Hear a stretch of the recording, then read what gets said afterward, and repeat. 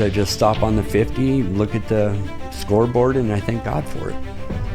Pretty simple. How a simple prayer turned into a national controversy. There's no way I could have done this, or my wife could have done this, or any of this if God wasn't the center of it, because he took something so simple like a 30-second prayer and changed it to religious liberty in the United States.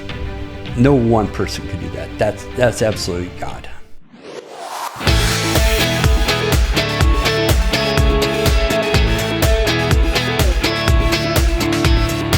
And this is CIA Contagious Influencers of America.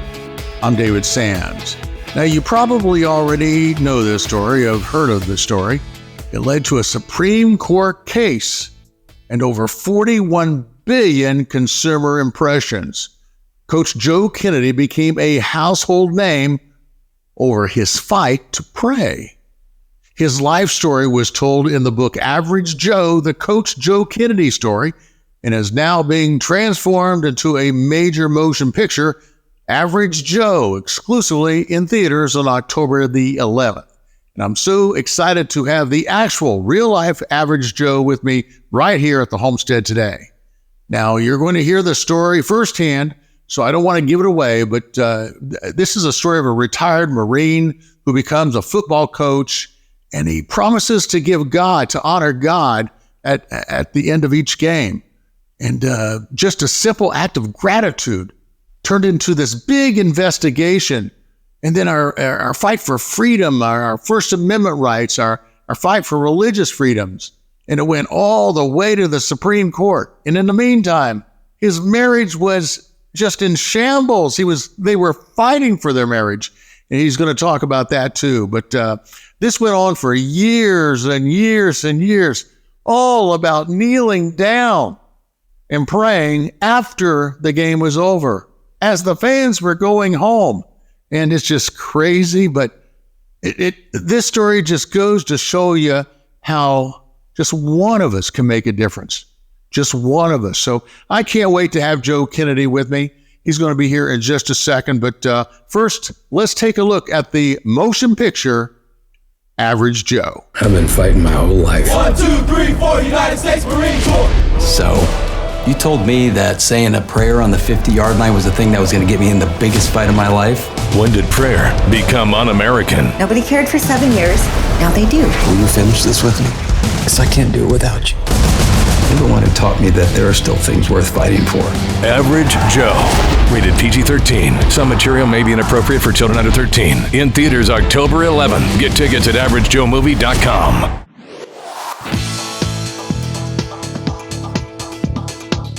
Well, Joe, welcome. Welcome to the homestead. Thank you for having me. This is awesome. Yeah, I've seen your movie, and wow, it's what a great story, and one that I'm sure that you planned your entire life to be in a movie, right? About you.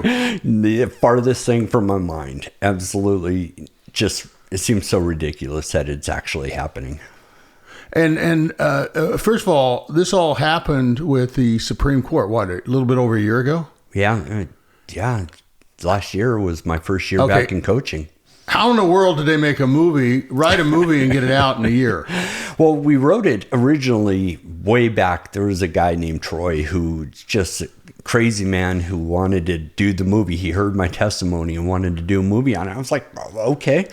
And sure, pal, yeah, you're going to make a movie. So this has been an ongoing thing for 8 years. And so it's kind of came to fruition now.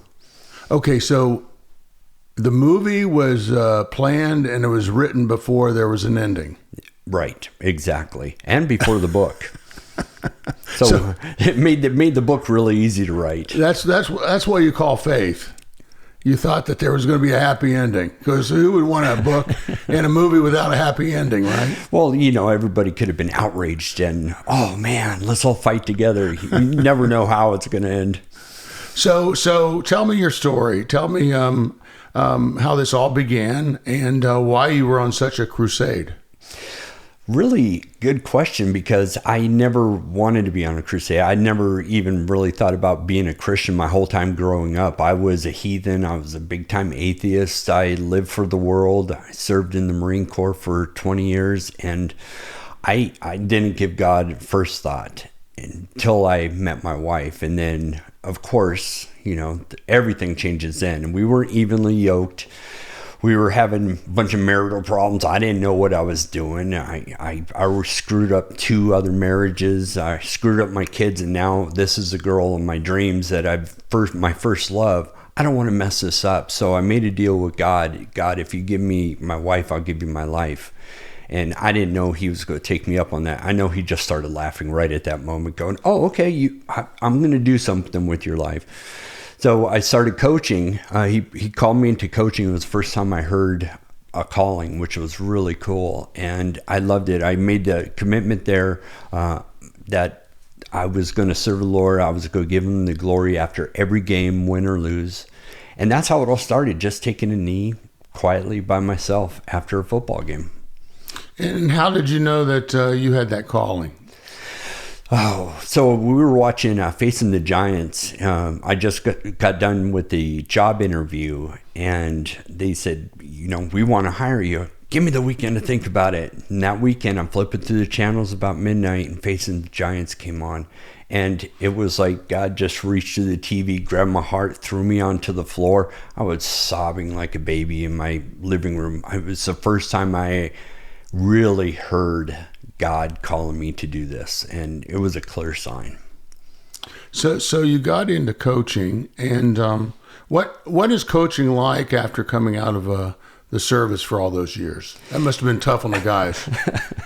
Well, it was really tough on my sons and daughter, really tough on them. It kind of went really well with the football team because you want to run them with the discipline and team building, a lot of things the military has, and that's what I wanted to bring to the program because I didn't know anything about football. So I just wanted to bring that team aspect of it and get these men to be better men when they leave.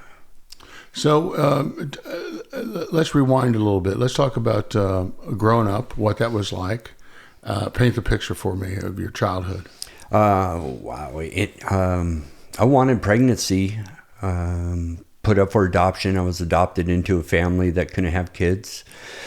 And all of a sudden miracles happened and they started having kids and they didn't need me anymore. And I became an angry kid. I rebelled, I fought, I stole, I did all the bad things a kid could do. I was horrible. I was in and out of group homes and foster homes and boys' homes.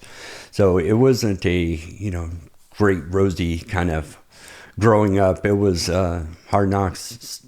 Many times I spent sleeping on the streets, breaking into cars to sleep. I even broke into a church and spent the night in a church. Wow.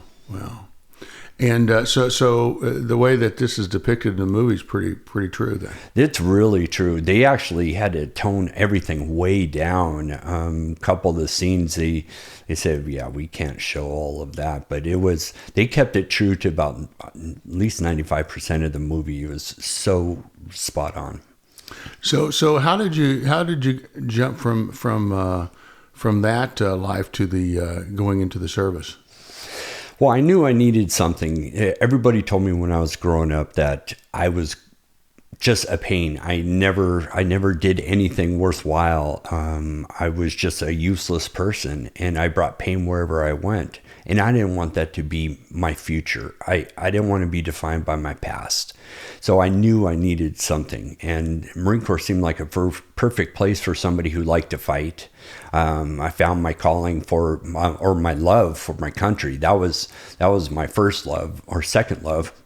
First love. Second love was our country. And I really fell in love with that. The team that you have with the Marines is just incredible. So let's talk about your love story. Is it as depicted in the movie? Is it pretty close? It's really close. So tell me about that. Tell me about your wife. She moved into the neighborhood down the road, and my buddy came over and said, "Hey, there's a new girl in the neighborhood. Let's go check her out." He had a crush on her already, and he said, "Go tell her I like her." I walked up to the front porch. She was sitting on there, and when she looked up at me, she, brushed the hair out of her eyes, and instant love. for love at first sight. I was just sitting there, mouth wide open, didn't know what to say. And she says, "Can I help you?" And I said, "Yeah, I want to marry you." And she thought that was pretty creepy and ran into the house, got her mom, chased us off. And that was the first fist fight me and my buddy got into, was over who was going to marry Denise. So you saw that in the movie. So it's very, very true. And how did that work out in regards to you going into the service, and how did you stay in contact with her? Well, we didn't really date at all. She was a good girl. She was a church girl, straight A student, popular, and I was a rebel, always getting kicked out. So, but we lived in the same neighborhood. So it was really cool that we just kind of hang out outside of school, and things just led to another over the years that we just stayed in touch. We stayed in contact with each other over the years, because I always planned on marrying her. She was the one I wanted to marry. And throughout the years, we stayed in contact here and there. And right before I got out of the Marine Corps, we met back up. But there was a twist to the story, right? There's a lot of twists to the story. Oh, so I came home from Korea. I really had all the intentions in the world, bought a ring and everything. I was going to go propose to Denise. And I got home and she wasn't even there. She was with some other guy. And I was pretty upset with that. So I hooked up with the first person that was available, which was her cousin. So that was kind of weird. But we all grew up together, and it just kind of made sense. And for the first, 5 years, we just raised families together as relatives to each other, and always tore me up to see her with some other guy. And yeah, I kind of felt bad because my heart wanted to be with her. So how'd it work out?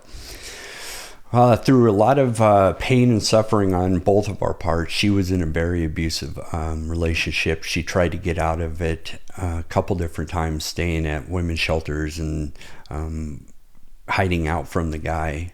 Me, I just kind of came home and we met up. She was living I didn't even know she was living in the same town I was taking my Marines to. Called her out of the blue and asked if I could see her. So we met for dinner, and as soon as she opened the door, that was it. I was like, yeah, I want to marry her.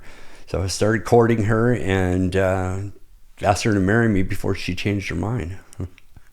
So you got married, you got your dream job, and then you had to be a troublemaker. Yeah, of all the things that I get in trouble for, praying was not even in the top 10. They could have fired me for many other reasons, but it was really weird that they picked that. But I was in my 8th year. I did this for 8.5 years without a single problem, without anybody even raising an eyebrow. And matter of fact, that's actually why this got noticed, is because it was such an awesome experience. We had a person from another school district watch our game and saw after we lost that we got together with the other team and we all prayed on the 50-yard line. Good sportsmanship. And that led to a compliment and kind of spun out of control from there. So it was not your school district that started the issue. It was somebody else. Right. Or another school. Another school district. He called our principal and said, "Hey, I want to tell you what your football program is doing is really awesome." So with any kind of compliment, you want to do an investigation. They started an investigation. Then eyebrows started raising when you start getting into prayer and public schools, and nobody knew where the line really was. And did all of did everybody come out of the woodwork? I mean, were there as many people against you than those for you? What? I would say overwhelmingly they were for me. We did have a group. We even had the Satanist group that showed up in their black robes and hoods and goat horns and everything to one of the games, which was pretty wild. We did have some protests, but overall, people knew that this was the right thing. And especially after they told me stop praying with the team, I stopped praying with the team. I went back to praying by myself. And so, yeah, it's a small community, so we all know each other. We all grew up together, and nobody wanted this fight. I didn't want the fight. This superintendent, these guys are my friends. I've worked there for almost a decade. My wife worked for the school district. Our kids went to Bremerton. So nobody wanted this fight. It just kind of showed up at our door. So let me get this straight. You stopped praying with the team as you were instructed. And it's not like you were going out in the middle of the field on the 50-yard line in the middle of the third quarter. Right. This was after the game. After the game. People were leaving. Yep. The two teams, we meet on the 50-yard line, shake hands, meet with the coaches, because I have another game on Monday, and with the junior varsity. We talk logistics, and as I'm walking back to the sidelines, I just stop on the 50, look at the scoreboard, and I thank God for it. Pretty simple. And they had a problem with that. They had a problem with that. At first they drew the line where don't pray with the kids. You can't lead prayer. I said, well, that's unfortunate, but okay. I mean, your school, your rules. So I stopped. Then they said, oh, well, people can still see you. And I was like, well, they're just going to have to see me. And they finally gave me the ultimatum that either I go on suspension or go on suspension or keep doing what I was doing. So here I am being faced with my job and my faith, and I didn't know what to do at that point. I mean, what do you do as a Christian? I didn't know what to do. Do you continue to fight? It was the American, the red-blooded Marine in me that wanted to fight, that I knew this was so wrong. And if somebody in America has to choose between their faith and their job, something's broken, and I was going to die on that hill. Not to mention your wife worked for the school district. Yeah, she was the HR. You must have been real popular. Yeah, HR director too at that. So, yeah, this was not a welcome fight. We almost got divorced over this. This was the toughest thing we ever had to go through, but God was the center of it, and he might have waited until we absolutely needed him. I wanted him to show up at the first beginning of it and made everything smooth, but no, he had different plans. At what point did you decide, hey, I'm too deep into this to turn and go the other direction? I've got to see this out. Well, I knew when I was telling my team, it was the Friday before or Thursday before the game, and I was talking to the team, and I told them what the school was doing and what the ultimatum was. And one of my team captains looked me in the eyes and said, Coach, can't you just give in to him and stay our coach? And I knew at that moment that, no, there is no way. I asked these guys to, I don't care if they got a broken bone, get out there, rub some dirt on it, keep playing until there's nothing left. Now all of a sudden I'm going to quit because this is going to be a hardship for me and it might put me through a little bit of pain. No, this was a time that I got to do really what I've been preaching of the leadership and leadership by example and showing them how to stand up when things are tough. Let's talk about that a minute. Leadership. Let's talk about mentor. Who's mentored you through this? Who's helped you through this, beginning with your early years? Early years, I had a bunch of counselors at the boys' home. That's the ones, because you go through a lot of bad foster homes instead of having foster parents. And a lot of the things that I learned was from bad people, actually, that I didn't want to be like them. I never wanted to follow in their footsteps. I had great counselors. I had a guy at the boys' home I was at who really kind of showed me the way and really planted the seeds in my life that, here it is 30 years later that finally sprouted. But he was a believer, Terry Fike, and he was just the most awesome guy who spoke into my life when I was a kid.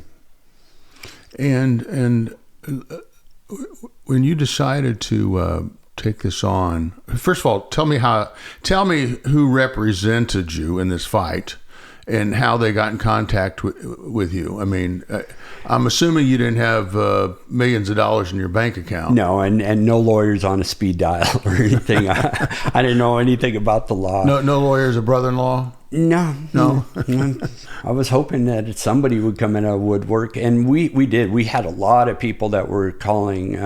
There were big names, Jay Sekulow and stuff, and I didn't know who these people were. I didn't want to talk to anybody. I just wanted to be able to work this out as adults. If you can't talk about this with the school district, then, what's going on here? Well, they gave me a letter that said that I was no longer allowed to talk to the school district from their lawyers. I knew I needed legal representation then, and it was really cool how God put it together. A friend of a friend was at a conference who happened to be First Liberty Institute. So the guy knew my whole story, and he called me up and said, "Hey, I'm a good friend of one of your coaches. I went to school with him. I play football with him. I'm at a law conference. Would it be cool if I gave you the phone and talk to these guys?" And the first thing they said is, when I got on the phone with them, "Are you one of those religious whack jobs?" And I just started laughing, and I was like, "Nope, if that's the guy you're looking for, that's not me." So we had a good laugh, and I told them my story, and they said, "You have a really good case. If all these facts are true, you have a great case." So First Liberty Institute out of Texas, they were the ones that came, and God just put us together. So how long was this? First of all, tell me about the chain of events from the moment that they decided to represent you.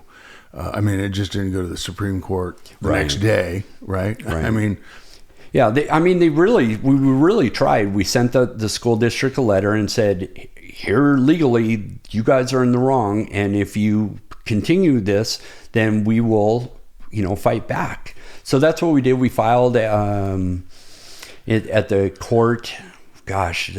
Right at the first year, to get me back in. So we went through the district court, we went through the Court of Appeals, went to the Supreme Court, got knocked back down, started all over, and had to go. We lost 7 times in a row and on our way to the Supreme Court. So it was a long, drawn out, drag fight that just never seemed to end.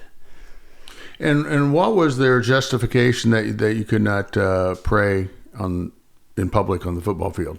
They kept coming back to the First Amendment. There was a bad case law back in, I don't know what it was, the 70s, I think, Lemon versus Kurtzman, and it really put a dampener on everybody's rights for display of God in a public place, and it just became the norm for them. And they keep saying the separation of church and state, which isn't found anywhere in the Constitution, and they just stood on that. They just kept saying that you don't have the free exercise, and I disagreed with them.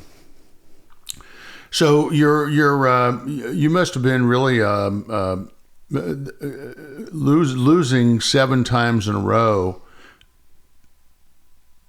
Tell me about the time that your wife literally walked out the door because of all this. Yeah, we just heard back from the Supreme Court, and she thought everything was over, and she was like, "I'm so sorry. We just lost." And I said, "Hon, you don't understand that they're giving us another chance. They said to look at all of this other stuff," which I guess the Supreme Court never does. So we had a chance to start all over again, and that's where it really went sideways for us. She said she couldn't do this again. She didn't want to do this again, and I needed to really, who was I going to put first, this fight or her? And we got in where we were just about separated. I was taking a break, and I was walking out of the house to take our break, to give her some distance, because I was hurting a girl that I love, and God showed up right as I was leaving. So his timing is pretty amazing. He might have waited till the 11th hour, 59 minutes and 59 seconds, but he showed up right when we needed him to. And when he showed up, what happened? Where were you at the time? And take me back to that moment. First of all, you couldn't even go into the Supreme Court, right? You couldn't. Right. They wouldn't allow you in? Post-COVID, they wouldn't allow any two lawyers on each side and the press, but not me. Okay. So you weren't there to actually witness, right? No, I was sitting in a building across the street, which was really weird. I still don't understand how you could sue somebody or go through a trial or, have a case represented and you're not even present for it. That just doesn't make any sense to me. I don't know how that works. Well, nothing about COVID makes any sense. Right. So what was it like that minute, that moment that you realized what had happened? Take me back to that moment. Paint that picture for me. With my wife? Yeah, when you were there across the street waiting for the decision.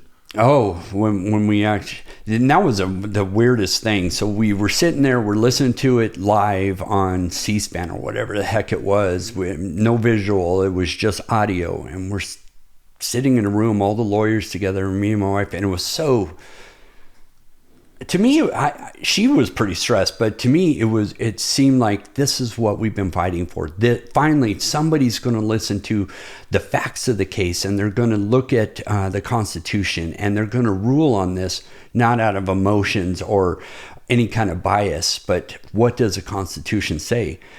I didn't know it was going to take another 6 months for them to release the findings of the Supreme Court. I was thinking they were going to rule on it right there. I was like, that was it? I mean, did we win? And yeah, kind of anticlimactic. We had to wait another 6 months or so before it actually, the ruling came down. And what did that feel like when it came down? Where were you? Where were the two of you? She was back home. It could have came out any Monday. Every Monday they release them. And Dobbs came out the week before the abortion. And it kind of took over the headlines. And we were showing up to do the press and everything about the case if it won or whatever the ruling was. And my wife was like, I'm not going to go up to Texas every Monday for the next 6 months. So I was up there alone with not with her, with the guys from First Liberty Institute, and we sat there and it popped up on the computer and my heart just froze. And I'm asking them, what does it say? What does it say? And they're shushing me, telling me to shut up because they're trying to read all the legal mumbo jumbo. And finally, my lawyer looks over and says, we want 6-3, all right? Now shut up and let me finish reading. And I just kind of stood up and what do you do at that point? And I wish I could have celebrated a whole lot more, but it was just this big sigh of relief that the whole entire weight of the world finally was lifted off of my shoulders, and somebody listened to what we were saying and looked at the facts. I knew we were right this whole entire time, but every time he heard you're wrong, I sat there and thought, man, what's going to happen if the Supreme Court rules against me? I'd be the guy that screwed up religious liberty for everybody in the United States. That was my biggest fear. I wasn't even thinking about what happens after I win. It was my fear of what happens if I lose. But you didn't lose, and the ramifications. I mean, the bottom line is that the ruling has made a huge difference. Tell me about that. It overturned about 7,000 cases over the past 50 years of religious liberties that were infringed on. The Lemon test and the Lemon case is finally overturned. That was the biggest thing that they really wanted to do. And I didn't even set out for that. I asked for my job and to be able to pray. They gave me that, but the Supreme Court took a look at all the past and said, this is just wrong. Kind of like Dobbs, they corrected it the way that it should be and kind of set everything back to the way that it originally was intended. So how has this reset things for you? Did you get your coaching job back? I did. I got my coaching job back, and now Americans have more religious freedom today than they have in the past 50 years in my lifetime, and most people don't even know it. And are you praying with the team? No, I went back to the team the day they had to reinstate me. I showed up at the front door. My heart's beating like crazy. That was tough to sit there at the front office and ring the bell and say, I'm here to be reinstated. So they gave me my letter. I went down to meet the high school football coach, the head coach. The whole coaching staff changed. I met the new coach, and he wasn't happy about the situation, but he took it pretty good and said, well, we're both in the same boat. Neither one of us have any say in this, so you're going to be one of my coaches, and we'll just muddle through this. But the school district had other things in mind. They hit me with red tape. Oh, you can't step onto the field until you have this qualification, this certification, take this class. So for 2 weeks, I'm sitting there just taking classes and going through all the things I'm supposed to do before the season starts. And I didn't even get a step on the football field for all of spring ball. I had to wait until the fall. I said, we'll try again in the fall. But I showed up at the first day of fall camp where we have 2-a-days. And I just made the best of it that I could. The school made it extremely tough for me. They obviously didn't want me. Football staff was pretty good, but the school district was not welcoming. They just played games. They acted like children and took all the fun out of it. I was pretty upset about it. So are you still in that situation? No. After I kept telling my wife exactly what happened during that day. I wasn't allowed to talk to the team. I can't go to the breakfasts. I can't go to the dinners. I can't even address the team. That's not coaching. And their whole language in newspaper and all their memos that they sent out, it was, we have to take Kennedy back, and this is what Kennedy put us through. And I didn't want that to be dragging on forever. So I thought after his first game, God, you gotta, am I staying here? Because he knows I'll stay wherever he tells me to go. I was going to stay all year. I had a place to stay. I had a one-way ticket to Washington. I had no plans on returning to Florida where my wife was. And after the game, we talked, and the next day we prayed about it all weekend. And the next day we got my father-in-law's medical reports back, and it wasn't good. So it seemed like God was giving us a sign that we can go. And I got to leave on my own terms and be able to retire instead of somebody forcing me out. And I think it was best all the way around for the school district and for us, because it was a huge distraction for everybody. But the good thing is that you had a happy ending to your movie. Yeah. Right? Yeah. And that I am very thrilled about what happened. And it's really weird that we are where we are today. We came out with a book and a movie, and whoever thought, I mean, who am I? I'm some high school football coach, some Marine that just came off the streets, and well, who makes a movie of that? Mm-hmm. It's just, God just does the most amazing, wildest things. So what do you think of Eric's performance of you in the movie? I had a lot of fun with Eric. The first day that we met on the set, he met with me during lunch, and after 15 minutes, he looks at me and goes, I think I got you figured out, Coach.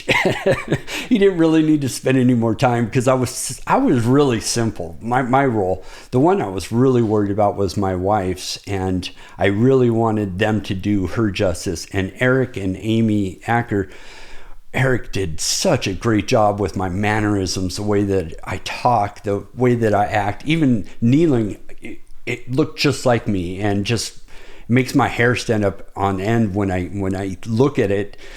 And there was a lot of things that he was filming that I could not go through when he was out there on the football field with the kids. I couldn't be there. I mean, emotionally, I was a wreck. I couldn't deal with that. And when the fights with my wife and all the wife scenes, I couldn't be there for that either.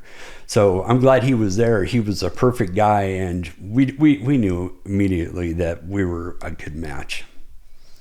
Does your wife, is she happy with the way she was portrayed in the movie? Oh, very much. When we first started the filming, her character, it was along the lines of the book where it was a Coach Kennedy story. But as they saw this developing, they changed her role and gave her a much bigger role, because this was not me. This was us, what we went through together. So they paralleled our life together and showed the battles on both sides. I couldn't be happier with the way that it turned out for her. It shows her entire story and what a fighter and warrior she is. Let's talk about sustaining hope. I want to talk about how does your faith in God provide us with an anchor in turbulent times? You've said it. It is an anchor. You have to stay rooted in God, because you will get to the point where there's nowhere else to turn. And instead of turning your back on God, if you just keep that anchor buried deep and holding on for dear life throughout all the storms, God will get you through it. It doesn't mean he's going to get you out of it, but he will help you get through it, and he will be there all the way, every one of the steps. And there's no way I could have done this, or my wife could have done this, or any of this if God wasn't the center of it, because he took something so simple like a 30-second prayer and changed it to religious liberty in the United States. No one person could do that. That's absolutely God.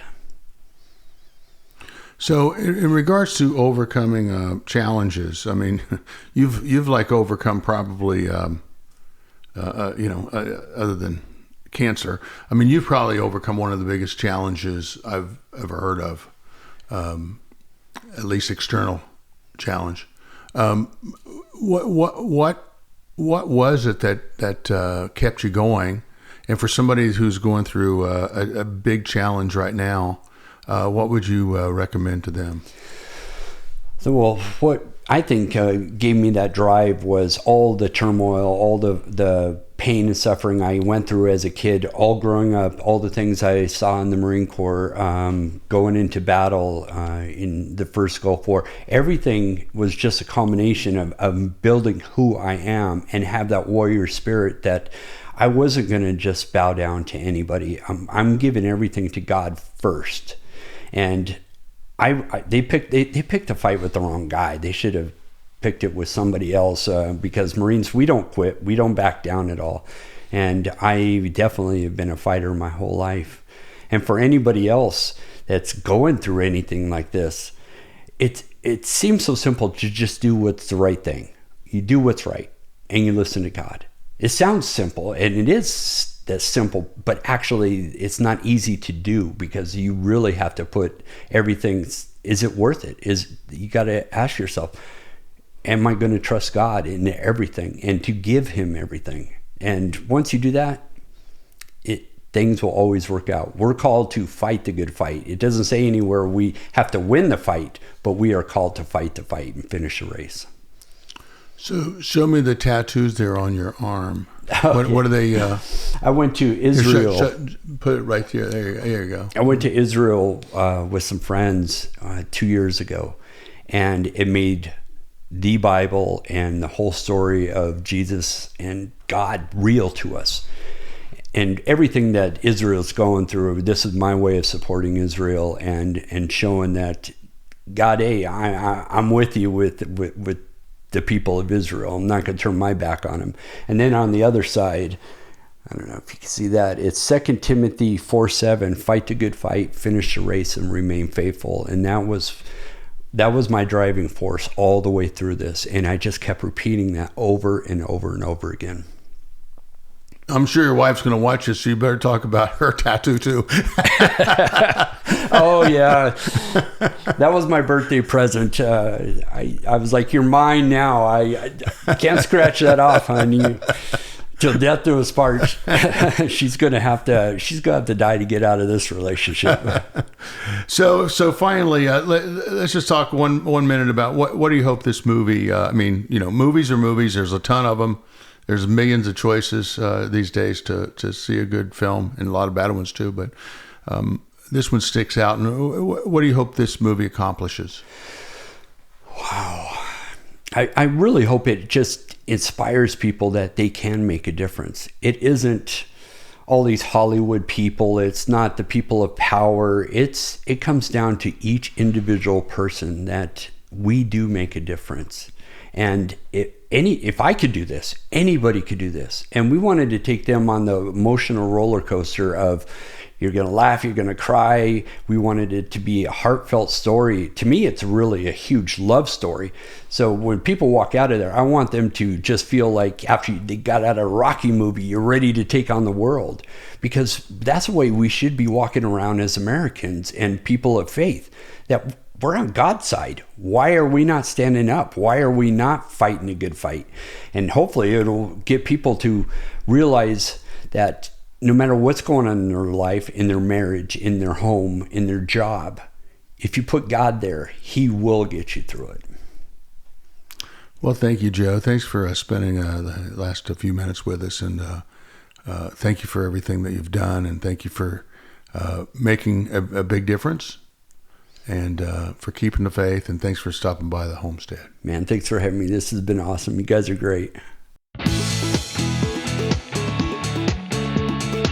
And thank you, Joe. Thanks for stopping by the homestead here. It's been what a pleasure to have this remarkable man who served our country in more ways than one right here in the homestead studio.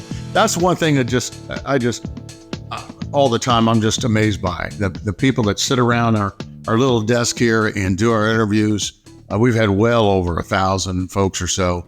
And we have great bookers and great producers. And I want to thank my whole staff for always going out of the way to bring us the best folks and the most unique folks and the folks with great voices. But Joe Kennedy, I want to thank you. I want to thank your beautiful bride. And I want to thank you for keeping the faith and fighting the good fight and doing what you needed to do on our behalf.